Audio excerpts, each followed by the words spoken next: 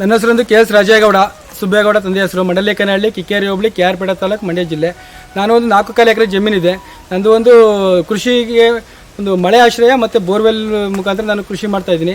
ನಾನು ಇದಕ್ಕಿಂತ ಮೊದಲು ಈ ಜಮೀನು ತಗೊಳ್ಳೋದಕ್ಕಿಂತ ಮೊದಲು ನಾನು ಒಂದು ಬಡಸ್ತನದಲ್ಲಿದ್ದೆ. ಬಡಸ್ತನದಲ್ಲಿರಬೇಕಾದ್ರೆ ನಾನು ನಮ್ಮ ತಂದೆಗೆ 5 ಜನ ಮಕ್ಕಳು, 8 ಗುಂಟೆ ಜಮೀನಿತ್ತು. ಆ ಜಮೀನಲ್ಲಿ ನಾವು ಕೂಲಿ ಮಾಡಿ ಬದುಕ್ತಾ ಇದ್ದೋ, ಕೆಲಸ ಮಾಡ್ತಾಯಿದ್ದೋ. ಹಾಗೆ ಇರಬೇಕಾದ್ರೆ PUC ಓದಬೇಕಾದ್ರೆ ನಮಗೆ ಇಲ್ಲಿ ಜೀವನ ನಡೆಸೋದು ತುಂಬ ಕಷ್ಟ ಆಗಿ ನಾವು ಬೆಂಗಳೂರಿಗೆ ಹೋದೆ. ಬೆಂಗಳೂರಲ್ಲಿ ಮೂಟೆ ಓದ್ತಿದ್ವಿ, ಮೂಟೆ ಹೊಲ್ದಿದ್ದೀವಿ, ಮತ್ತು ಟೀ ಕಾಫಿ ಮಾರಿದ್ದೀವಿ. ಈ ಥರ ಎಲ್ಲ ಬಂದಂಥ ದುಡ್ಡಲ್ಲಿ ಇಲ್ಲೊಂದು ಕಲ್ಲು ಮಂಟಿ ಥರ ಅಂತ ಜಮೀನು. ಈ ಜಮೀನ ನಾನು ತಗೊಂಡೆ. ಅಷ್ಟಕ್ಕೆ ಸ್ವಲ್ಪ ನೀರು ಬಂತು. ಆ ನೀರಿನಲ್ಲಿ ನಾನು ಕಬ್ಬನ್ನು ಬೆಳೀತಾ ಇದ್ದೆ. ಕಬ್ಬನ್ನು ಬೆಳೀತಾ ಇರಬೇಕಂತ ಅಂದರೆ ನನಗೆ ಅನುಭವ ಕಮ್ಮಿ ಇತ್ತು. ಹಾಗೆ ನನಗೆ ಕೃಷಿ ಅಧಿಕಾರಿಗಳು, ಕೃಷಿ ವಿಜ್ಞಾನಿಗಳು ನಿಧಾನಕ್ಕೆ ಪರಿಚಯ ಆದರು. ಪರಿಚಯ ಆದಾಗ ನನಗೆ ಅವರು ಬೇರೆ ಪ್ರಗತಿಪರ ರೈತರನ್ನ ತೋಟನ ನನಗೆ ತೋರಿಸ್ತಾ ಬರ್ತಾ ಇರಬೇಕಂತಾದರೆ ನನಗೆ ಎಲ್ಲರದು ಸ್ವಲ್ಪ ನೋಡಿ ನಾನು ಸ್ವಲ್ಪ ಸಮಗ್ರ ಕೃಷಿ ಯಾಕೆ ಮಾಡಬಾರ್ದು, ನನಗೆ ಒಂದೇ ಬೆಳೆಯಲ್ಲಿ ಹೋಗಿ ನಾನು 2 ಲಕ್ಷ ಸಾಲ ಮಾಡಿದ್ದು ಉಂಟು. ಆಮೇಲೆ ನಾನು ಸಮಗ್ರ ಕೃಷಿನೇ ನಿಂತ್ಕೊಂಡೆ. ನಾನೀಗ ಒಂದೇ ಜಮೀನಿನಲ್ಲಿ 12 ಥರದ ಬೆಳೆ ಮಾಡಿದ್ದೀನಿ.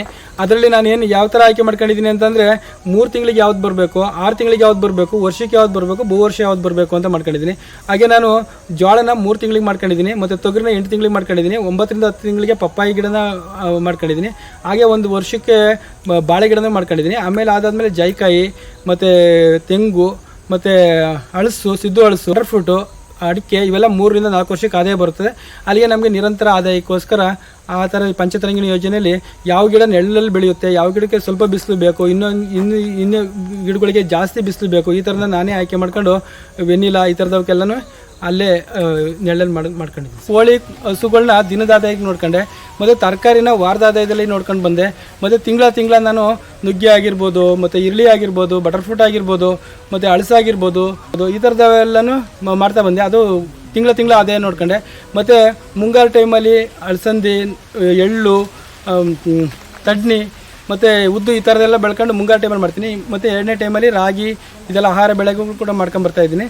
ಮತ್ತು ತೋಟಗಾರಿಕೆ ಬೆಳೆಗಳಾದ ಇದು ಬಟರ್ ಫ್ರೂಟ್ ಐತೆ, ಅಂಜೂರ ಐತೆ, ಮತ್ತು ತೆಂಗು, ಅಡಿಕೆ, ಬಾಳೆ, ಪಪ್ಪಾಯಿ, ಮತ್ತು ನಿಂಬೆ, ಈರುಳ್ಳಿ ಇವೆಲ್ಲ ಇದೆ. ನನಗೆ 1 ತಿಂಗಳಿಗೆ ಕಮ್ಮಿ ಅಂದ್ರೂ 1.25 ಲಕ್ಷ ರೂಪಾಯಿ ಆದಾಯ ಬರ್ತಾಯಿದೆ.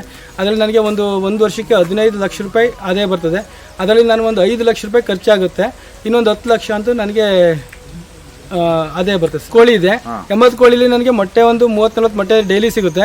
ಅದರಲ್ಲಿ ನನಗೆ ಒಂದು ಆದಾಯ ಅಂದರೆ ಕೋಳಿಲು ಮೊಟ್ಟೆಲೂ ಆದಾಯ ಇದೆ, ಮಾಂಸದಲ್ಲೂ ಕೂಡ 250 ರೂಪಾಯಿ ಕೆಜಿಲಿ ಕೋಳಿ ಮಾಂಸನೂ ಕೂಡ ಮಾರಾಟ ಮಾಡ್ತೀನಿ ಸರ್. ಕೋಳಿ ಮೊಟ್ಟೆನ ಮಾರಾಟ ಮಾಡೋಕ್ಕೋಸ್ಕರ ನಾನು ನನ್ನ ಮೊಬೈಲಿಂದ ವಾಟ್ಸಪ್ಪಲ್ಲಿ ನಂತ ಜಾಸ್ತಿ ಮೊಟ್ಟೆ ಆದರೆ ನಾನೇ ಮಾಡ್ತೀನಿ. ಮೊಟ್ಟೆ ಇದೆ ಅಂತ ಹೇಳಿ ವಾಟ್ಸಪ್ ಹಾಕಿದರೆ ಕೂಡ ನನ್ನ ಹತ್ರ ಅದು ತುಂಬ ಸೇಲ್ ಆಗುತ್ತೆ. ನಾನೊಂದು ಹಸು, ಕುರಿ, ಕೋಳಿ ಎಲ್ಲನೂ ಮಾಡ್ತೀನಿ. ಅದರಲ್ಲಿ ಹಸುಗಳಲ್ಲಿ ನಾನು ಹಸು, ಎಮ್ಮೆ ಇದೆ. ಎಮ್ಮೆಲಿ ಒಂದು ಬೆಣ್ಣೆ ತೆಗೆದು ಬೆಣ್ಣೆನ ಮಾರಾಟ ಮಾಡ್ತೀನಿ, ಮತ್ತು ತುಪ್ಪನೂ ಮಾರಾಟ ಮಾಡ್ತೀನಿ. ದೇಸಿ ಹಸುನೂ ಇದೆ. ಅದರಲ್ಲಿ ನಾನು ಜಮೀನು ಕೂಡ ನಾನೇ ಉಳುಮೆ ಮಾಡ್ತೀನಿ, ನಾನೇ ಹೊತ್ತು ನಾನೇ ಮಾರಾಟ ಮಾಡೋವರೆಗೂ ನಾನೇ ಮಾಡ್ತೀನಿ. ಆ ಹಸುನಲ್ಲಿ ಕೂಡ ನಾನು ಹಾಲನ್ನು ನಾವು ಕುಡಿತೀವಿ, ಮತ್ತು ಸ್ವಲ್ಪ ಮಾರಾಟನೂ ಮಾಡ್ತೀವಿ. ದೇಸಿ ಹಸುನಲ್ಲಿ ಅದಕ್ಕಿಂತ ನನಗೆ ಈ ಜಮೀನೆಲ್ಲ ಫಲವತ್ತತೆ ಆಗೋಕ್ಕೆ ಕಾರಣನೇ ಆ ದೇಶಿ ಹಸು. ಆ ದೇಶಿ ಹಸುವಿನಲ್ಲಿ ನಾನು ಸಗಣಿ ಮತ್ತು ಗಂಜಲದಿಂದಲೂ ಕೂಡ ಜೀವಾಮೃತ, ದಶಪರ್ಣಿ ಕಷಾಯ ಯೂಸ್ ಮಾಡ್ಕೊತೀನಿ. 250 ತೆಂಗಿದೆ. ಆ ತೆಂಗಲ್ಲಿ ನನಗೆ ಕಮ್ಮಿ ಅಂದ್ರೂ 2,000ದಿಂದ 2,500 ಎಳ್ನೀರು ಮಾರಾಟ ಮಾಡ್ತೀನಿ. 1.5 ತಿಂಗಳಿಗೆ ಒಂದೊಂದ್ಸಲ ಮಾರಾಟ ಮಾಡ್ತೀನಿ. ಆ 1.5 ಸಲ ಮಾರಾಟ ಮಾಡ್ತೀನಿ. ನನಗೆ ಕಮ್ಮಿ ಅಂದ್ರೂ 1 ಲಕ್ಷ ಗಂಟನೂ ಆದಾಯ ಬರ್ತದೆ. ಅದರಲ್ಲಿ ಕಮ್ಮಿ ಅಂದ್ರೂ ನನಗೆ 7 ಸಲ ಮಾರಾಟ ಮಾಡ್ತೀನಿ. ಅಲ್ಲಿ ಕಮ್ಮಿ ಅಂದರೆ 7 ಲಕ್ಷ ರೂಪಾಯಿ ಅಂತೂ ಆದಾಯ ಬರುತ್ತೆ. ಅದ್ರ ಖರ್ಚು ಅಂತೂ ತುಂಬ ಕಮ್ಮಿನೇ ಅದರಲ್ಲಿ. ಮತ್ತು ನಾನು ಶುಂಠಿ ಇದೆ, ಶುಂಠಿಲಿ ಒಂದೊಂದು ವರ್ಷನೇ ನಾನು ಒಂದ್ಸಲಿ 7 ಲಕ್ಷ ರೂಪಾಯಿ ಗಂಟಲು ಮಾರಾಟ ಮಾಡಿದ್ದೀನಿ. ಮತ್ತು ಅರಿಶಿಣದಲ್ಲೂ, ಬಟರ್ ಫ್ರೂಟಲ್ಲೂ ಕೂಡ ತುಂಬ ಆದಾಯ ಬರ್ತದೆ. ಸೀಬೆ ಗಿಡ, ಪಪ್ಪಾಯಿ ಗಿಡ, ಬಾಳೆ ಗಿಡದಲ್ಲಿ ಇವರೆಲ್ಲ ಆದಾಯ ಬರುತ್ತೆ. ಇನ್ನು 1-2 ಅಂದರೆ 150 ಜಾತಿಗೂ ಅಧಿಕವಾಗಿ ನನ್ನ ಹತ್ರ ಗಿಡಗಳಿದ್ದಾವೆ. ಕೃಷಿಗೆ ಕೂಡ ನಾನು ಲೇಬರ್ಗಳು ಕೂಡ ಅಂದರೆ ಕೆಲಸಗಾರನು ಯಾರನ್ನೂ ಮಾಡ್ಕೊಳಕ್ಕೋದಿಲ್ಲ.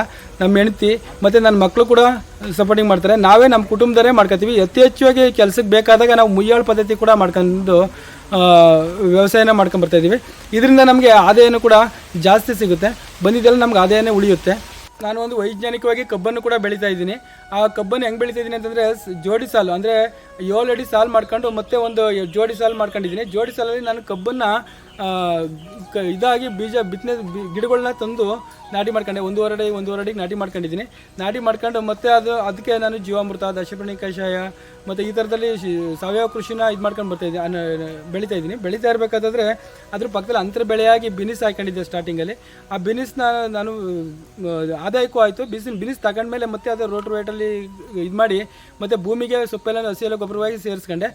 ಮತ್ತು ನನ್ನ ತೋಟಕ್ಕೆ ಮತ್ತು ಬೇರೆ ರೈತರುಗಳು ಕೂಡ ಬಂದು ಕೃಷಿ ನೋಡಲಿಕ್ಕೆ ಬರ್ತಾರೆ. ಅವರು ಕೂಡ ನಾನು ಮಾಹಿತಿ ಕೊಡ್ತೀನಿ. ಹಾಗೆ ಶಾಲಾ ಕಾಲೇಜು ಮಕ್ಕಳುಗಳು ಕೂಡ ಬರ್ತಾರೆ, ಅವರು ಕೂಡ ನಾನು ಮಾಹಿತಿ ಕೊಡ್ತೀನಿ. ಇದಲ್ಲದೆ ನಾನು ಒಂದು ಬೇರೆ ರೈತರುಗಳಿಗೆ ನಾನು ತರಬೇತಿ ಕೂಡ ಕೊಡ್ತೀನಿ. ಅಂದರೆ ಜೇನು ಕೃಷಿದಾಗಿರ್ಬೋದು ಮತ್ತು ಅಣಬೆ ಕೃಷಿದಾಗಿರ್ಬೋದು ಮಾಹಿತಿಗಳು ಕೂಡ ಕೊಡ್ತಾಯಿದ್ದೀನಿ. ನಾನು ಒಂದು KR ಪೇಟೆಯಲ್ಲಿ ಇರ್ತಕ್ಕಂಥ ಪುಣ್ಯಭೂಮಿ ರೈತ ಉತ್ಪಾದಕ ಕಂಪ್ನಿಗೂ ಕೂಡ ಮಾರಾಟ ಮಾಡ್ತೀನಿ.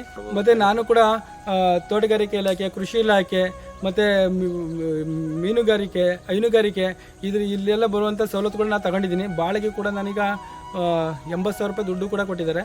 ಮತ್ತು ಎಲ್ಲ ಇದರಲ್ಲೂ ಕೂಡ ನಾವು ಒಂದು ಔಷಧಿ ಹೊಡೆಯೋ ಮಿಷಿನ್ ಆಗಿರ್ಬೋದು ಮತ್ತು ಇದು ಬ್ರಷ್ ಕಟರ್ ಆಗಿರ್ಬೋದು, ಇವೆಲ್ಲನೂ ಕೃಷಿ ಇಲಾಖೆಗಳು ಕೂಡ ತಗೊಂಡಿದ್ದೀವಿ. ಮತ್ತು ಎಲ್ಲ ಇಲಾಖೆಗಳಲ್ಲೂ ಸಿಗುವಂಥ ಸವಲತ್ತುಗಳನ್ನ ರೈತರುಗಳೆಲ್ಲ ಅದನ್ನು ಸದುಪಯೋಗಪಡಿಸ್ಕೊಂಡು ಮುಂದೆ ಬರ್ಬೋದು ಸರ್. ನಾನು ಕೂಡ ಅದೇ ಥರ ಮುಂದೆ ತಗೊಂಡು ಎಲ್ಲಂತೂ ಸವಲತ್ತುಗಳನ್ನ ಉಪಯೋಗಿಸ್ಕೋತೀನಿ ಸರ್.